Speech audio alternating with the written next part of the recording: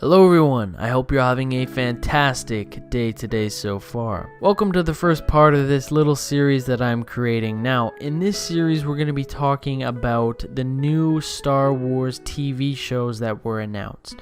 So basically, each episode I'm going to be picking one show, and I'm going to be letting you guys know what we know about this show so far, and maybe some predictions. So of course, I'm starting off this series with the show that I'm most excited about, the Obi-Wan Kenobi series on Disney+.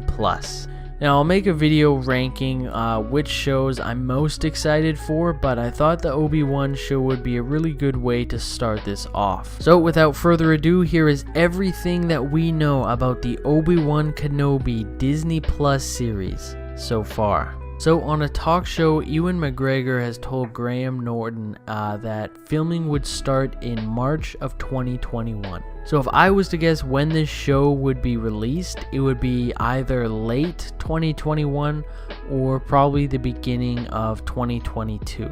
Now, I'm sure you guys are pretty familiar with what's new on Disney Plus right now, currently The Mandalorian and I guess WandaVision, even though it's not really Star Wars, but the episodes have been anywhere between like 25 minutes, I think, to like 50 something. But this series has already came out saying we're guaranteed 6 1-hour long episodes, which is huge. This TV show is going to be written and directed by Deborah Chow. She is a Canadian filmmaker. You probably recognize her from Chapter 3 and Chapter 7 of The Mandalorian.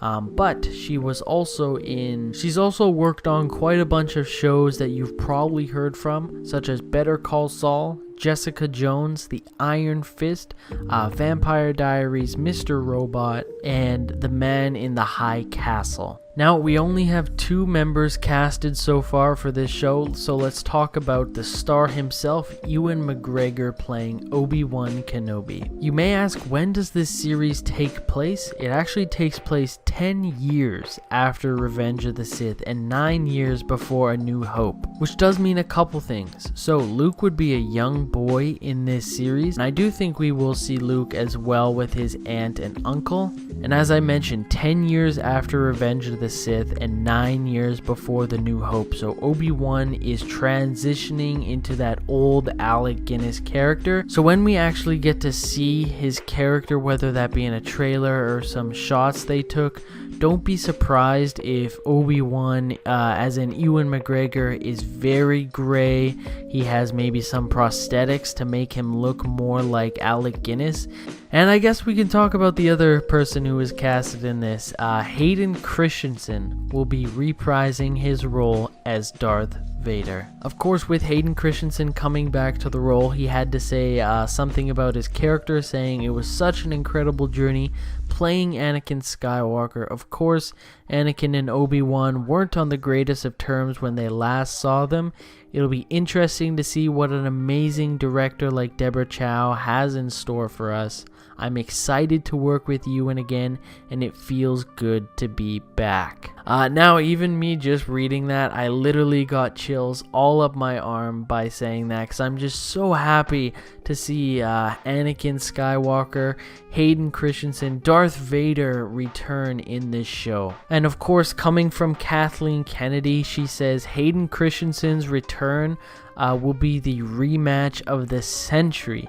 So I don't really know what that means. Like, obviously it sounds like Obi-Wan and Anakin will be fighting again. Obi-Wan and Darth Vader will be fighting again. But we already know the outcome of what happens, of course, in A New Hope. So if they were to meet each other again, it'd be kind of interesting because there's no real stakes, because obviously Darth Vader can't kill Obi-Wan, and Obi-Wan can't kill Darth Vader because we see them in A New Hope. So there's not really much stakes when it comes to that. And who knows, maybe rematch means they see each other again and they're having a conversation, whether that's maybe through the Force or they actually see each other in person. So when this series does take place, of course, Obi-Wan will be known as Ben Kenobi pretty much by the locals. He's exiled himself on Tatooine, watching over Luke Skywalker. Of course, for the last 10 years, Obi-Wan has been living with all this pain and torture and just guilt of what has happened to his Jedi Order and of course to his best friend and his brother, Anakin Skywalker, turning to the dark side. Now, those are all the confirmed facts about this show. Everything after this is just pure speculation.